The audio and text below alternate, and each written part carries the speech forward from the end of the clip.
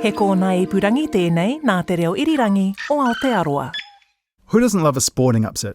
When the script gets completely flipped and the minnow turns the tables on the big nation. In the arms of Matavasi. This is very good from the Fijian pack.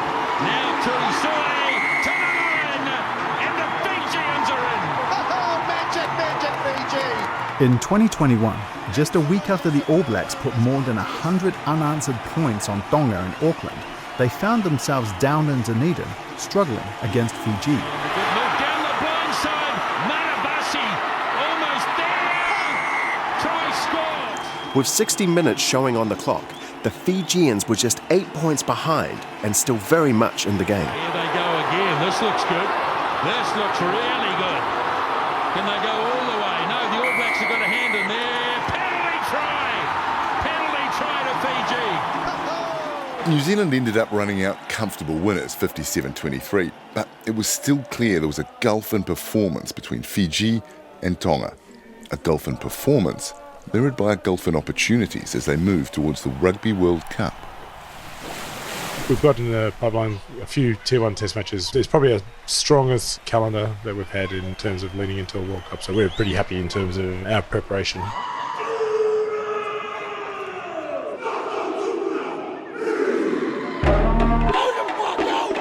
This is Fair Game, Pacific Rugby against the world. It's a story about rugby. Wide to Lamu, he's got the bounce, he's handed it off his opposite.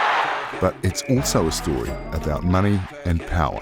Oh, it's not a fair game now because certainly the island nations haven't got enough money. Sometimes they have to choose between representing their country or not being paid. History and race. I could never be told to piss off back to the islands, you coconut.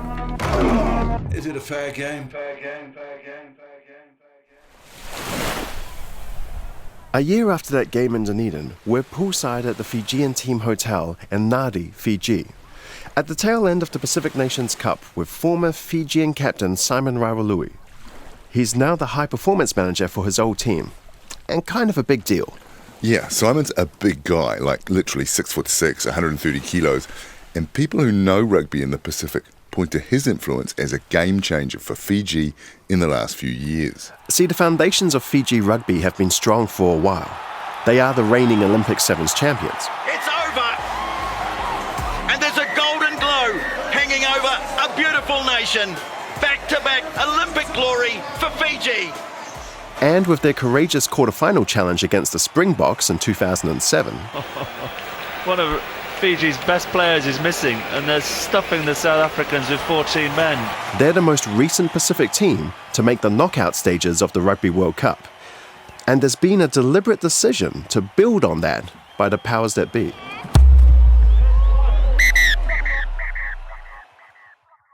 Can you talk to some of the concrete examples around what World Rugby is doing for Fiji rugby? They invest into the country, they invest into the union, the high performance. So it's a direct investment into our academies, the growth, the pathways. Like I said, we're pushing that, not just the players, the staff, the medical, essentially. We want to get it into the referees. We want to start up a medical academy. So our doctors and physios, they are all pushing up through and coming through our system. Game time, let's go! If you've listened to this series from the start, because you definitely didn't skip to the episode with your Pacific nation, you probably weren't expecting an intro with all the great things World Rugby is doing for a Pacific island. Obviously, there's the direct investment into the draw. They have a direct investment in their participation, so as they do with the Moana. So their investment is significant in terms of financial, but it's also significant in terms of support. That parallel between World Rugby's investment in the Fijian Drua and Moana Pacifica is an interesting one.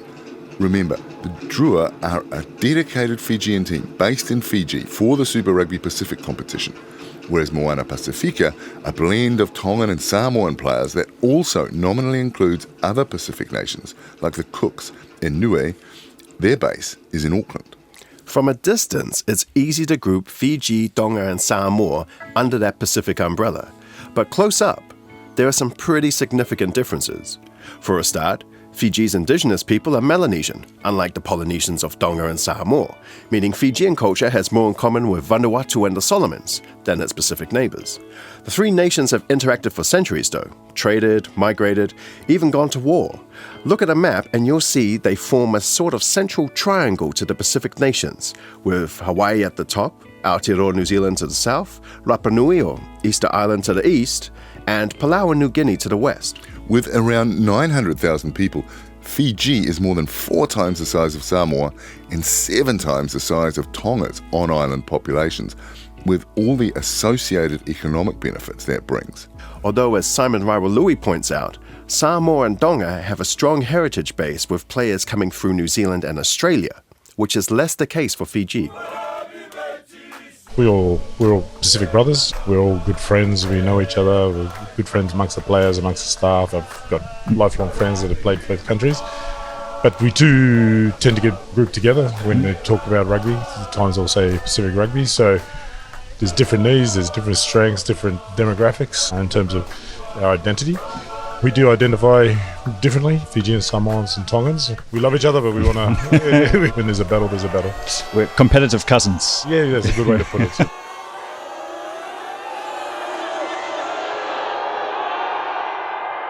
But there's a growing perception of favouritism off the field, and those family ties are starting to fray. Fiji's in a very different position than we are as Samoa and Tonga. You know, they get the majority of World Rugby targeted funding now. I've seen a massive amount of investment into the stadiums, the Fiji Drua, being able to play those at home. This is Dan Leo, another big man in more than one sense. In 2006, the former Samoan captain played lock alongside Simon Raiwalui for the Pacific Islanders, a combined team representing Tonga, Fiji and Samoa that came together for tours to the Tier 1 nations from 2004 to 2008. Dan Leo is now head of Pacific Rugby Players Welfare, an association that supports professional and semi-professional players of Pacific heritage. And he's frustrated that Fiji seem to be getting the lion's share of what's on offer. As an organisation, World Rugby probably would be happy to see one of the Pacific Island teams, which is looking like Fiji, flourish. They can put all their investment there, and I think from what I understand, I'd be happy for Samoa and Tonga just to fade away because they don't know what to do with us. But that can't be right, can it? Is it a fair game? I'm John Daniel. I'm James Nokise. Bulavanaka. This episode, we're focusing on Fiji. It's about performance, politics, and power.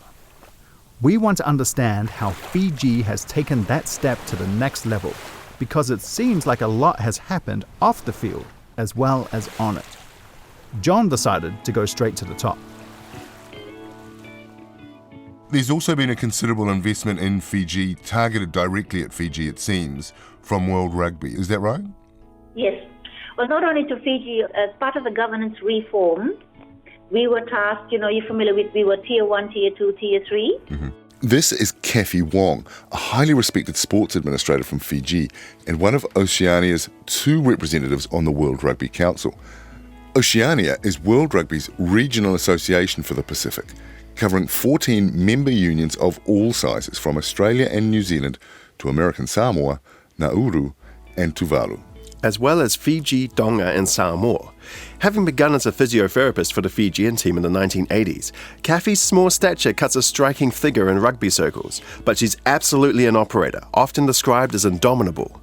And she's accustomed to leadership and governance roles, including chef de mission for Fiji's Olympic team when they won gold at the Rugby Sevens in Rio in 2016. And most recently, as a member of the World Rugby Council through her representation of Oceania, Kathy Wong's been sitting on a governance reform committee overseeing changes to World Rugby's structure.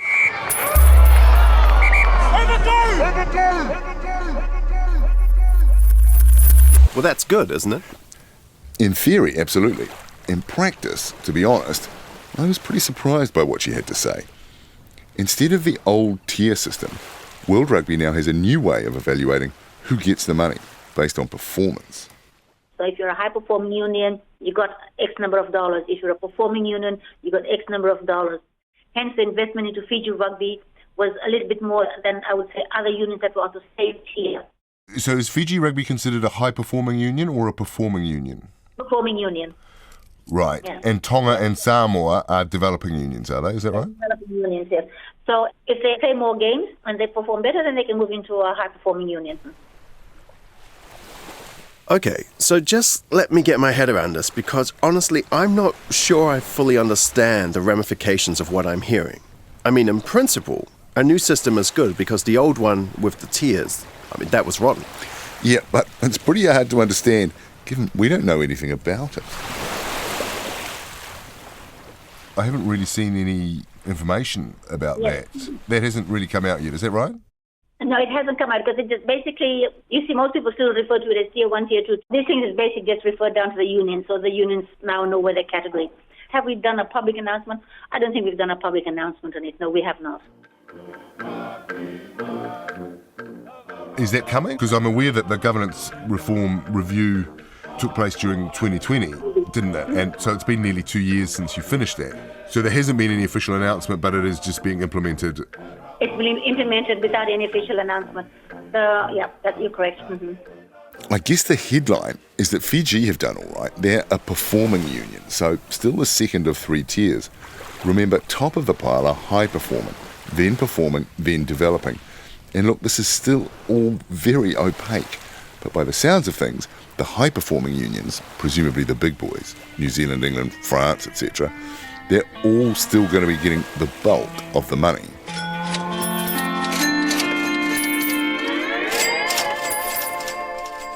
Well, I'm reeling from discovering that Tonga and Samoa are now down a grade in the 3rd tier. Sorry, I mean developing unions. Although they can move up if they play more games and perform better. But they can't even get the games. Or if they do, they're playing like Romania, no disrespect.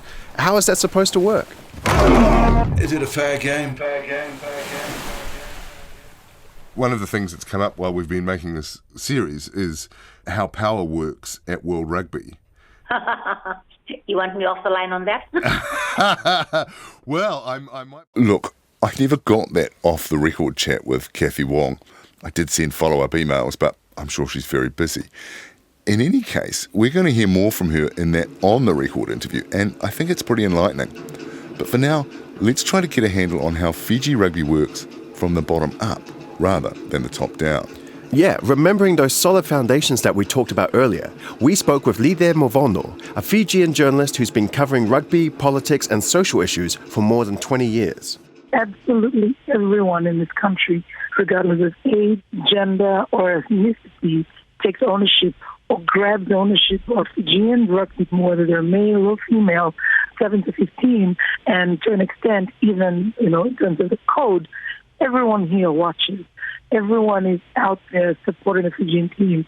And so as a result of that, we're interested in all levels of development of rugby, from, what's happening at the primary school level to the provincial competitions, to the village competitions, and then it goes all the way up to playing on the world stage.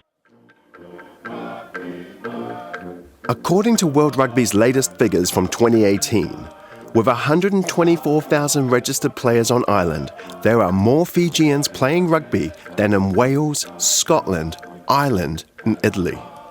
Those are remarkable figures, arguably to be taken with a grain of salt, but we'll hear more about the recent explosion in women's participation in the Fijian game in the next episode. But it's clear they're passionate too. For me as a Fijian, Fiji Rugby is right in the middle of my identity. I have my God, I have my country, and then I have my family, of course, and somewhere in between is Fiji Rugby. This is Sini. We met her in Lautoka on the final day of the Pacific Nations Cup.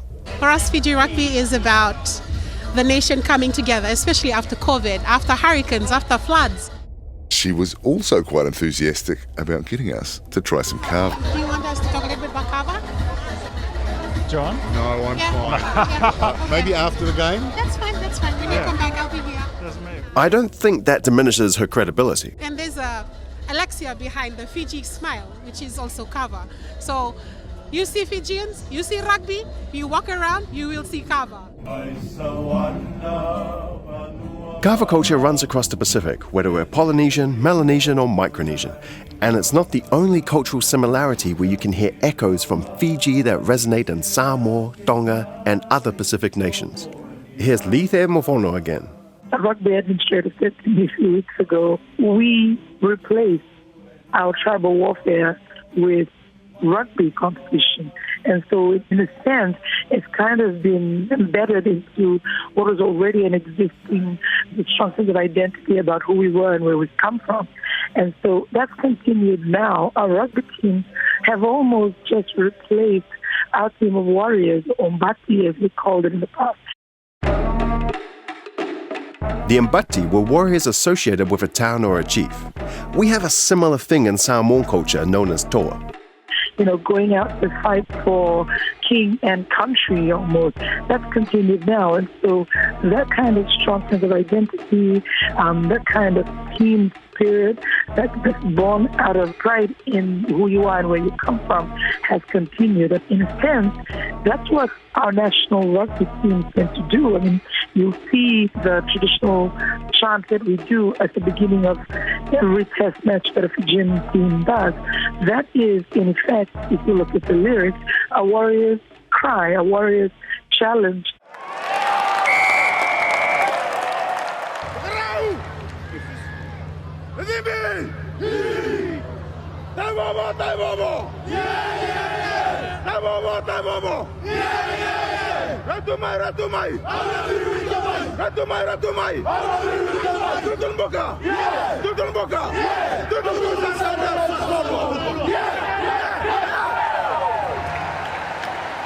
And that warrior's strength, the way that rugby connects with a sense of identity in the Pacific, that in turn becomes another kind of power.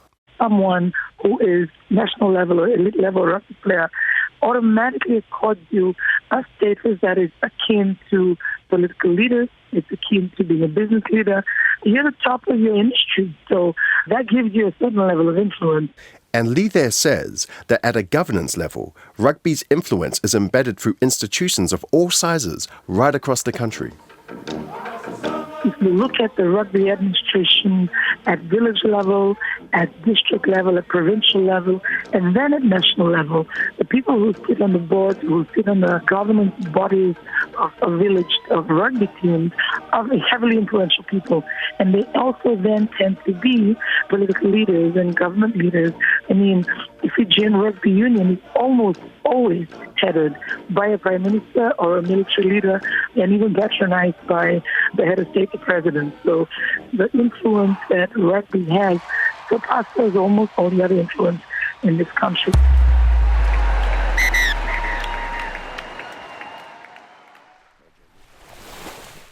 Rugby is power. That's a phrase we've heard a lot. Yeah, and from a Western perspective, that can be problematic in the sense that the intertwining of rugby and political power is not normal. Really? We'll tell that to John Key and his three-way handshake and his beers in the changing room with the ABs. Or even Helen Clark directly lobbying World Rugby to make sure New Zealand got the World Cup to come here in the first place in 2011. Or Rob Muldoon making sure the Springbok Tour went ahead in 1981 because it was political gold for him. Yeah, that is true, actually. But it's in the Pacific where it goes to the next level. Because you have appointments in Fiji that are basically dictated by the Prime Minister. And in Samoa, the World Rugby representative is the former Prime Minister who put himself in the position of council member while he was in power. He actually hasn't let go of that position, despite no longer being Prime Minister, which does raise some legitimate questions that may get me banned from the motherland. But we're in Fiji. So what's your point, John?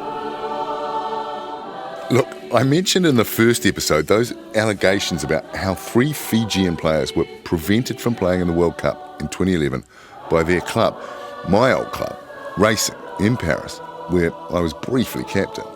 And that whole situation, that got kicked into the grass, right? Yeah, well, it shouldn't have. In 2012, the Fijian Rugby Union were asking the French Union to look into it, and the French Union were saying they would do that. But then Fijian Prime Minister Frank Bainimarama came to Racing, ostensibly to watch a game, and the whole thing melted away. So, when there should have been serious consequences after you'd done the journalism, You're saying you believe a deal was done behind closed doors. I can't prove that. Well, that's the beauty of Frank, mate. But I genuinely believe it was, and given the timing and the stakes, if the French Union had done what they were being asked to do and instigated an inquiry, racing could have been relegated or expelled and very definitely embarrassed. It seems naive to think there wasn't some sort of value exchange, and that story has kind of just stuck with me ever since. And it really pisses me off. So are you stuck on this because you feel personally implicated as a former player, a former captain of that club? Or is it because you're seeing it as kind of a metaphor for the system? A bit of both, I guess. I wouldn't get too stuck on the captain thing. It's not as if I was Richie McCaw. Actually, we got relegated. Well, I mean, we've all been relegated in life, John. It's fine. Look, it's a long story. We sacked the coach. There were some pretty serious financial issues. French clubs can be quite hairy.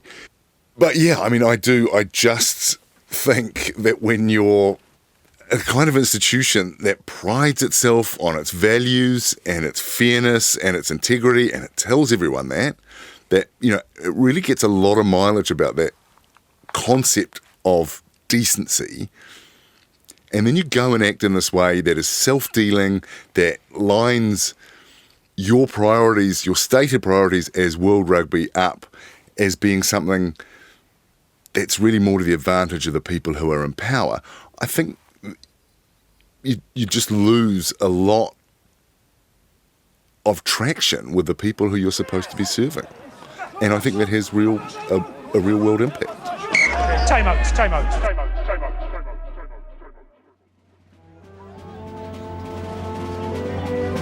Anyway, if all that values chat, which is kind of the bedrock of any sport, if that is just marketing now, we're in trouble.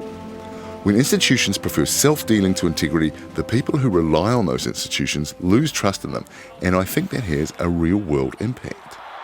And Fiji are in full flight here. Look at the skills, the sleight of hand, too high again, with a no-look pass. Oh my goodness me. Is it a fair game? But, and I don't want to be too cynical about this, isn't this just like capitalism 101? Stay with me, listeners. I felt you flinch at the C word. I'm just saying, if anything, this whole series has been about understanding that the people with their hands on the levers of power are going to use them to their own advantage. And players are not in positions of power. Yeah, and I find that quite depressing. And I hear that. And we'll get into it with Bill Beaumont in the final episode. And I hear Dan Leo's concern about Tonga and Samoa being left behind. But I think there's something else going on here too. Because what you're talking about, it happened 10 years ago, right? And Fiji, in spite of that history, is now getting itself into a stronger position in terms of governance and the way it deals with World Rugby.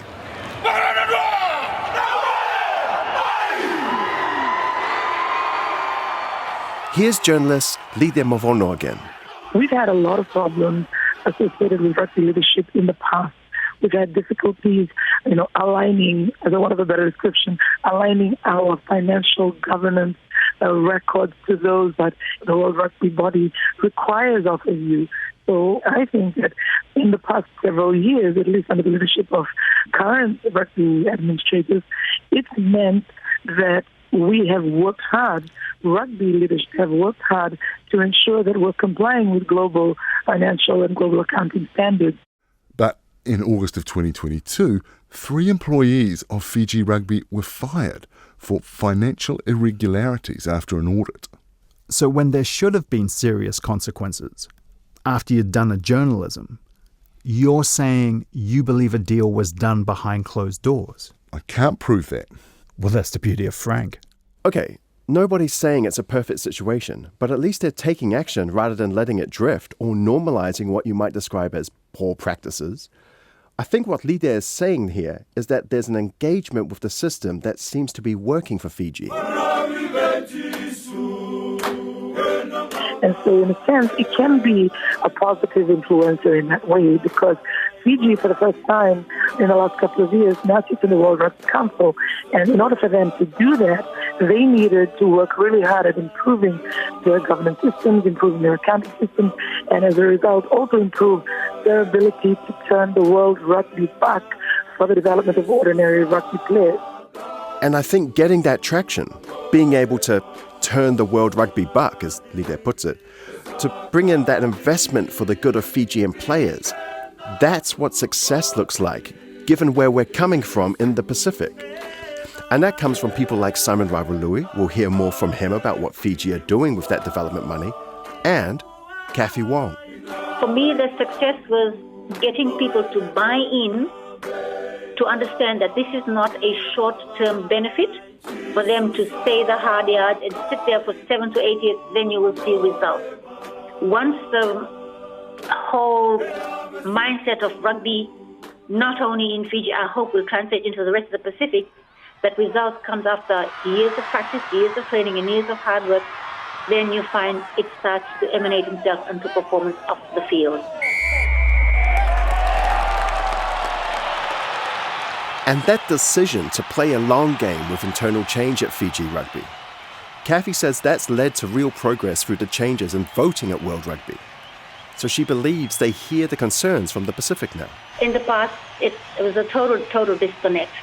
One of the great advantages of now having Fiji on World Rugby Council, Samoa on World Rugby Council, and the second person is Oceania, is the Oceania region now has a bigger voice at World Rugby Council.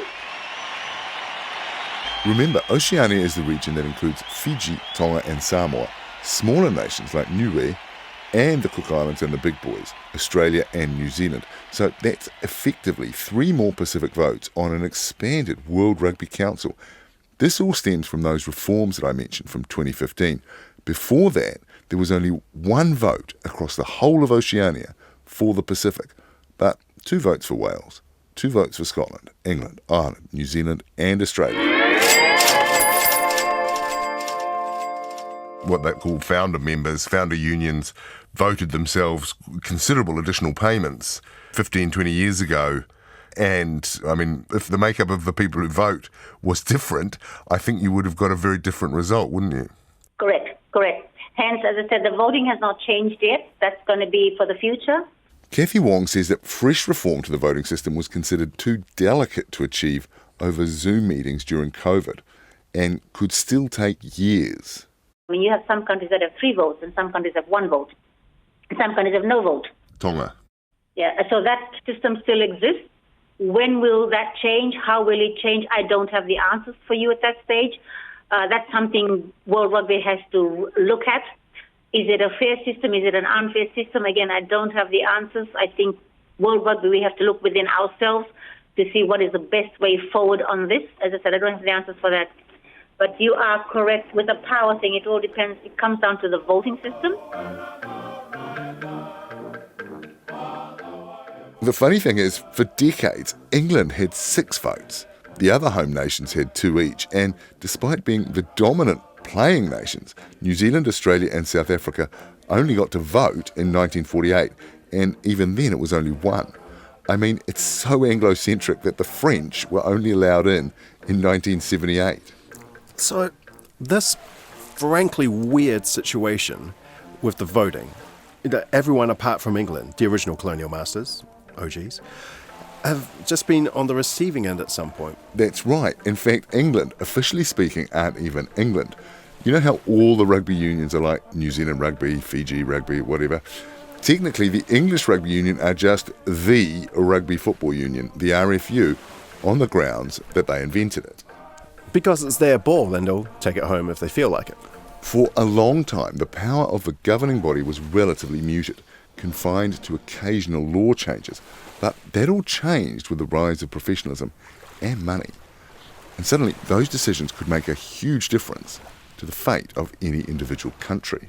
So how does it actually work? Well, there aren't any obvious parallels because of the weird voting system, as discussed, like Italy 3 votes, Scotland 3 votes, Africa 2 votes. But the United Nations is a start in the sense that you have a bunch of different representatives from different countries discussing issues and making decisions. that are then carried out by a kind of global civil service employed by World Rugby. And as a kind of security council, the executive committee, or EXCO. EXCO is just a working arm. The decision still lies with council. That's where the power sits. And some pretty serious horse trading goes on at council. Oh, yes. So that horse trading, deal making, whatever you want to call it, that's where it gets interesting. As I said, I didn't get an off-the-record chat with Kathy, and she didn't want to discuss exactly how it worked on the record, but I did speak to another World Rugby insider who wouldn't be named, but who gave me a few insights.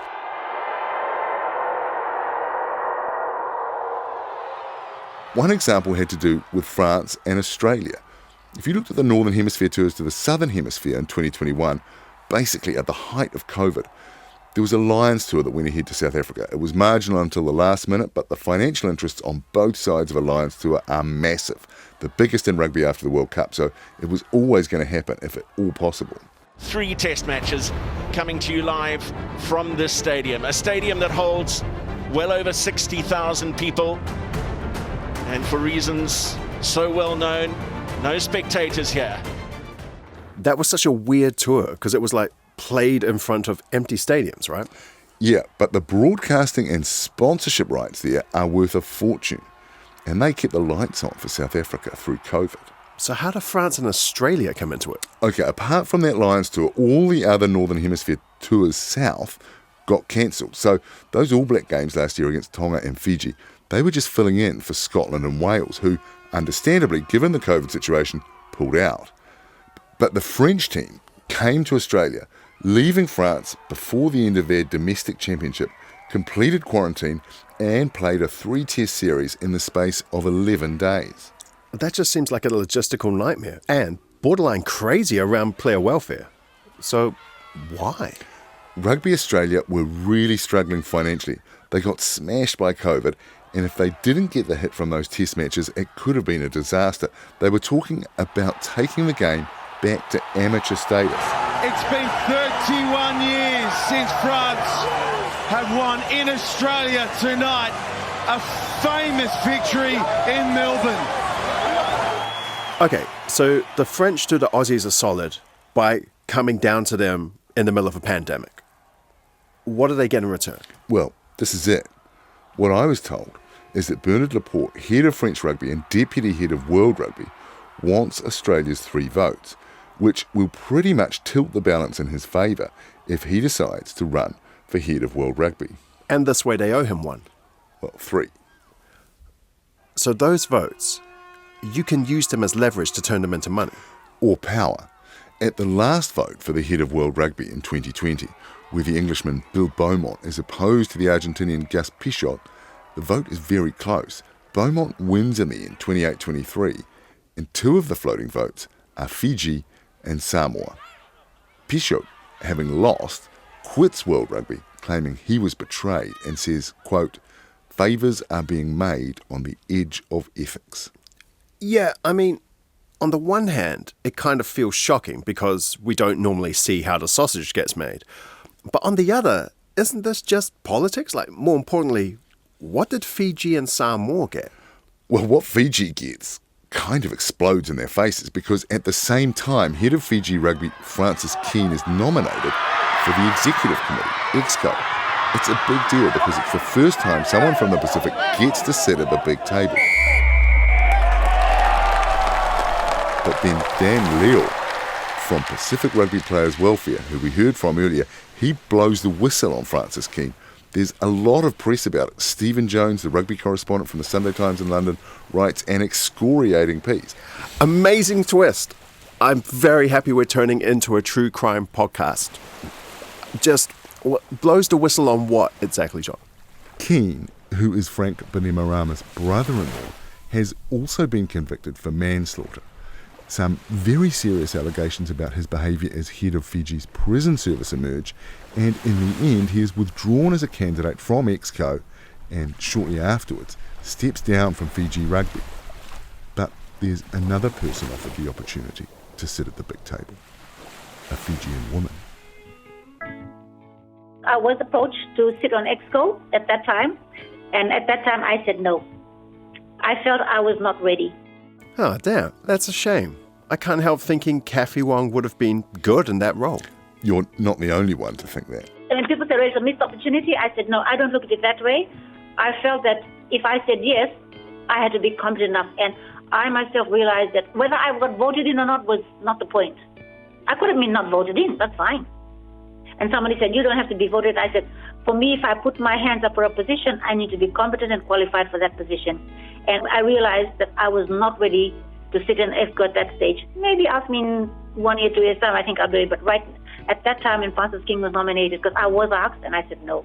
And this goes back to Kathy's insistence on a long game when it comes to change inside an institution like World Rugby. Is it a fair game? For so long, it's been dominated by this very centralised cabal of teams, and it takes a lot to get it out of their clutches. Yes, you are correct in that. I actually don't have the answers for you right now. It's something that has to be worked out. I mean, you mentioned earlier about players not being available. It took us almost 6 years to work around constitutional change to get that slowly changing where players had to be made available. And we still struggle. We still struggle through that. Don't get me wrong, it's still a struggle to make sure players are available for their national union. But it took us that long to get the constitutional change to get that done.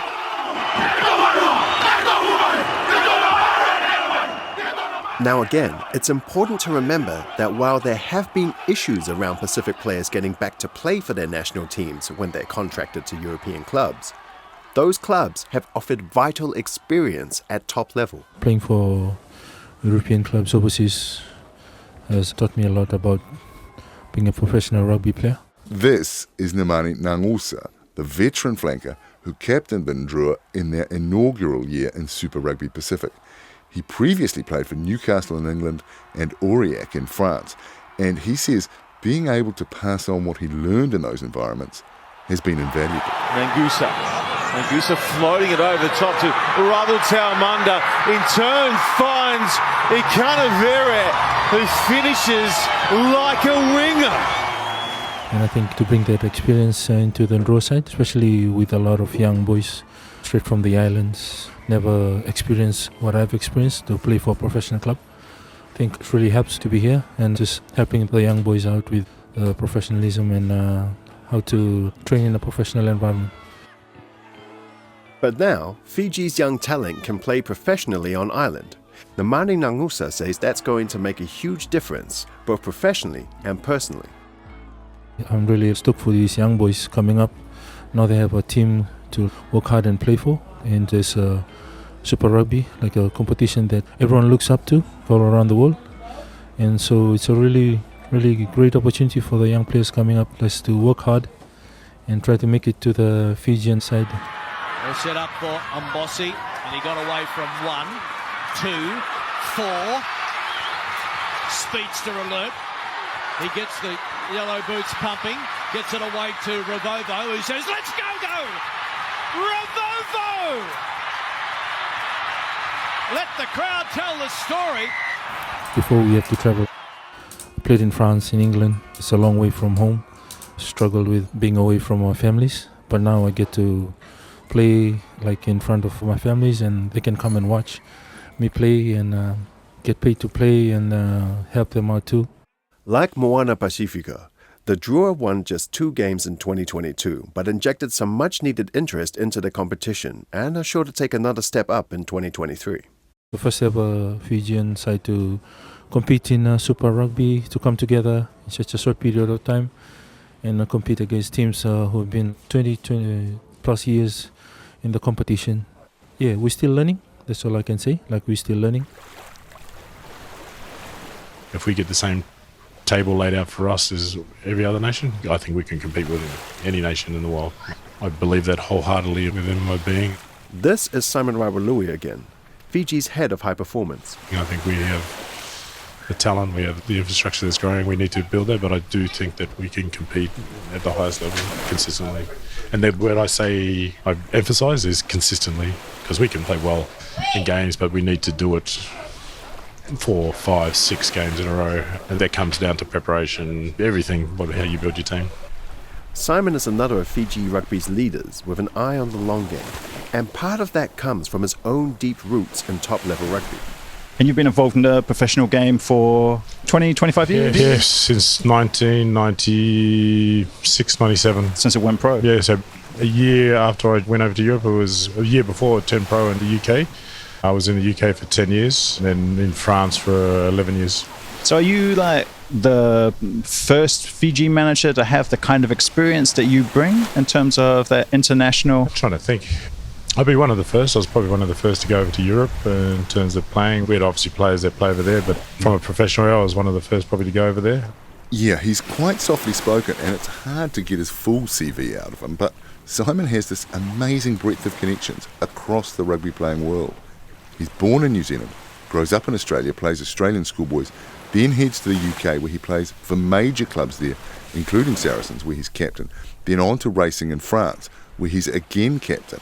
Having also led Fiji and the Pacific Islanders, he then goes into management and coaching, where, prior to his role in Fiji, he was forwards coach to the Wallabies. Representing the 20 Nations of Rugby World Cup, 20 Legends of Rugby. Representing Fiji, Simon Raibalui. I've got a lot of admiration for Simon. This is Dan Leo, head of Pacific Rugby Players Welfare again. He says he and Simon don't always see eye to eye, but that depth of experience is incredibly valuable to a place like Fiji. Having someone like that is crucial, that understands the islands and the way the islands work, but has that professional rugby experience as well, not just from a playing point of view, but he's actually managed some of the top, he understands, he speaks French fluently. He's managed Stade Francais and Racing Metro. Again, when we're talking about those power structures, they're two of the most influential clubs in the French top 14, the most influential union. So he understands that, and very good at playing the game as well. He's pretty non-offensive, and I think that's that long game and just being able to work those inner circles to the well-being of what his objective is for Fiji. Yeah, and look, rugby is such a small world at that top level, and relationships are crucial. Carrying the mana of being a former player and all those different connections, and even just the size of a guy in a quiet, bearish way, it adds up to quite a lot of soft power when you walk into a room in London or Dublin or Paris with that kind of background, because you have a lot of weight. Just always had a goal. I wanted to come back to Fiji. I played for Fiji and I wanted to come back and I wanted to give to the Pacific. And not even Fiji, I wanted to come back to the Pacific. I wanted to come back. Because it's my passion. I want us to succeed. I want Fiji to succeed, first and foremost, but I want to see Samoa and Tonga succeed as well. And I'll always say we have to grow together to be successful. And yeah, I think that's where my background ties in. I don't pretend to be the big super intelligent with numbers and stuff like that, but I know what's needed, and I know World Rugby is very supportive in my role, and they know that what I'm pushing for is, I think, the best for what we're trying to achieve. Now, I think that's great, but reading between the lines, there is still some tension there around rich cousins and poor cousins. And this is all relatively speaking, right? Because Fiji has access not just to that natural talent pool that some would say is the birthright of the Pacific. The beauty about Fiji is the local competition. Diamonds just jump up from nowhere. But also through World Rugby funding to a really strong academy system. We've got our academies, we've got our elite, we've got our apprentice, and we've got our pre-academy. So we've got 90 boys within our academy. We've got 30 girls in our women's academy that we started up in 2020. And that kind of program is a long way ahead of Tonga and Samoa. I talked to Selala with Tonga and that, and I know they're smaller countries in terms of population and stuff like that. I've talked on how did they benefit from our bigger structure. Can we bring in a referee into our referees academy to give them experience so they get it? Can we bring in one or two players into the academy where they're getting all the benefits of coming into a bigger structure? So on the one hand, that is very gracious from our Fijian cousins. But on the other hand, why can't we get that in Samoa? Why can't that happen in Tonga? Fiji, at a high performance level, has an ambition, a level of ambition, and it's quite conscious of not wanting to get dragged down by Tonga and Samoa, who may or may not have their house in order. Simon is correct. Simon will do what's best for Fiji rugby. And that is totally valid. It's hard enough for anyone to generate momentum in the Pacific without adding on expectations around doing stuff outside your own job description. Look, I don't think anyone is throwing stones at Simon or Fiji for showing they can adapt successfully and get things done. If anything, it demonstrates that this is possible, and that's something to celebrate. At the same time, you can see how it might cause tension with other members of the family who are feeling left out. Totally. Now remember, while Kathy Wong is Fijian, she represents Oceania at World Rugby. So she stands in that space on behalf of the whole of the Pacific. I had this conversation with the chair of Fiji Rugby, and they're very straight. They said, Kathy, this is what we want. This is Fiji Rugby's objective. It may not be in line with Oceania Rugby's objective, but I can totally understand that. As individual independent member unions, they have the right to their vision. This is what they're focused on. But I think this is where I try and use our Pacific brotherhood and sisterhood to say, yes, this is your focus, but remember, in this part of the region, don't forget where you came from, where you were at one time. That's where the other member unions are now. Written and produced by James Nokise, Tale Anderson, and John Daniel for Bird of Paradise Productions, Radio New Zealand, and Pacific Media Network. Language Program Director, Matt Tufunga. Executive producers for RNZ, Justin Gregory, Katie Gossett, and Tim Watkin. Sound engineers, Rangi Poick, Alex Harmer, and Jeremy Ansell for RNZ, Harrison Edwards at PMN. Music and sound design, Anonymous, Faumu Mafu Salapo. Visuals, Manatoa Productions, Anonymous, and Krista Barnaby for RNZ. Additional reporting by Life Mavono. Additional sound recorded by Rudy Bartley at WT Media in Samoa. Special thanks to Don Mann, Louis Villasoni, Langipoiva, Cheryl Jackson, Jody Hoane, Josie Campbell, Elijah Fa'afio, and Ingangaro Whakafi. Thanks to Sky Sport, TVNZ, TV3, and Discovery for game audio from TV broadcasts. RNZ Commissioning, Jody Hoane, Tim Burnell. RNZ Acting Head of Content, Veronica Schmidt. RNZ Interim Chief Content Officer, Megan Whelan.